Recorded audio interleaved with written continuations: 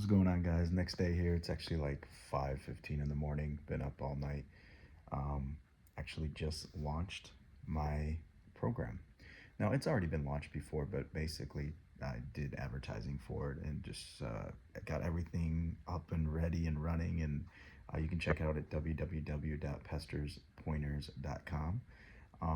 But yeah, man, I had one of those days where I had to head to a telehealth appointment in the morning for my mental. I am diagnosed with some depression, low key depression, anxiety, and some ADHD, apparently. I just discovered that today. But so, I take some medication to regulate myself. I don't know how you guys feel about medicine. I come from a background in the Midwest that was more like just rub dirt on it. We didn't really address our mental health, but now I look back and how inconsistent I was and what medication would have done for me would have been wonders. I mean, I was an all-star athlete and I'd have games where I'd literally score like 25, 30 points, whatever. And, you know, Christian school, so not a high division, okay? So, I mean, I was good, but yeah, um, within reason. So, but then like that very next game, I'd have like 5 points and like miss most of my shots. I don't know. It was just like a mental block for me. And I look back and I'm like, well, I wasn't regulated. And that's really what medication does. It keeps you flowing, kind of on a regular level. And so you're not so manic, you're not so down and depressed. And so that's really what it does, is try to regulate you. And I'm not like a major case on it, but I've kind of found the right concoction that I feel like is right for me. Um, anyway, so I got that appointment taken care of. I just wanted to do a side note, because if that's something you struggle with to stay consistent, or you have these rage moods or super highs, super lows, guys, go get your levels checked. Not only your testosterone as you get older, but get your mental checked, because that'll affect a lot of the different things you do. So, um, so getting into this, I just had one of those days. I slept a lot. I As much as I say I want to move into the next step, the emotions were raw today. Like, just really, really, it was hard. Just one of those days. The grief was hard. I get a little obsessive, like checking the social media, and because you're not blocked yet, and I don't want to block her, and seeing where she's at. Oh, she's quiet, stuff like that. And it's like, dude, you got to move on with your life. Like, why would you give all your power away to somebody that just didn't even deserve it? Like, she can't even handle it. Why would you like beg somebody, not even like physically or saying it to them, but why would you beg them with your emotions even when they're not there? Like, because I am, currently not doing any contact with her. That's what I've learned is the best thing. But here's the benefit of it. Once you level up your life and move on and often get in another relationship, that's what I've learned. A lot of times avoidance will come back. By that time, it's too late. It's really the energy you give off of you've moved on and you're good with your life, and then later on the regret comes in for them. Not to make that all about this, but it's just one of those days where I wasn't as strong as I wanted to be. But then I was able to get out, go for a walk, pray, journal, talk to my brother-in-law, who's helped me with the website.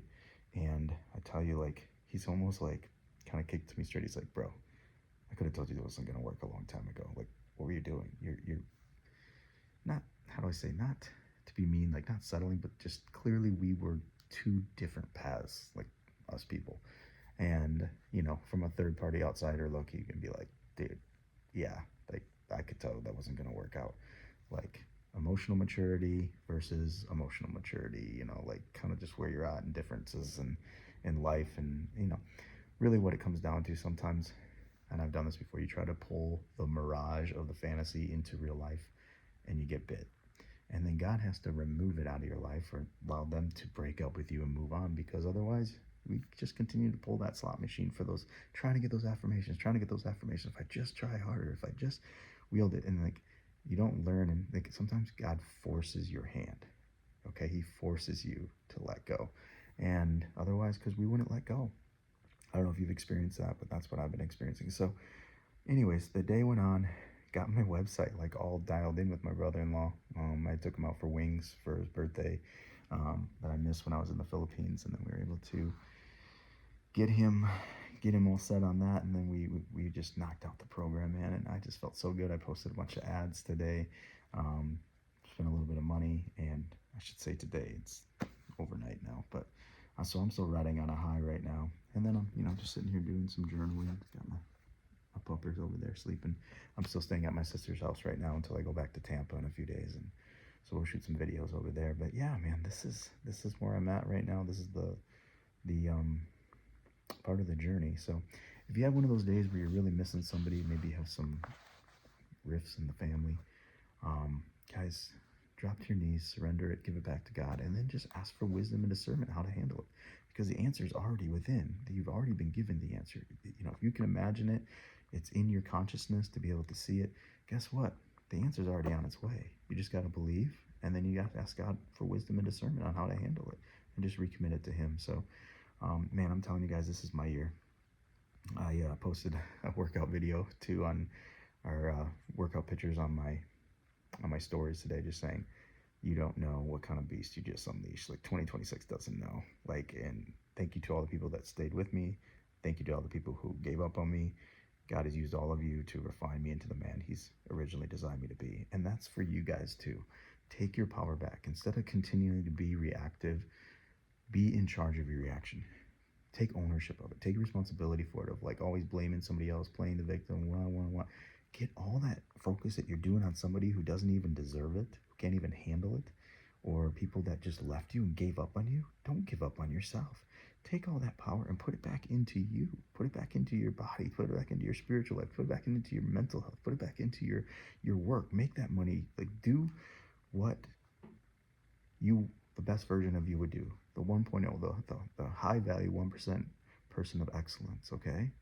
Guys, reclaim your manhood, reclaim your power, reclaim ownership over your feelings, your emotions, and you set this world on fire. And the funny thing is, once you start doing that and you take ownership of you, a lot of those people find a way of trickling back around it. But at that point, you don't even need them. It'd be nice, okay, sure, if you want to come back and we can have a conversation, but then you're in charge.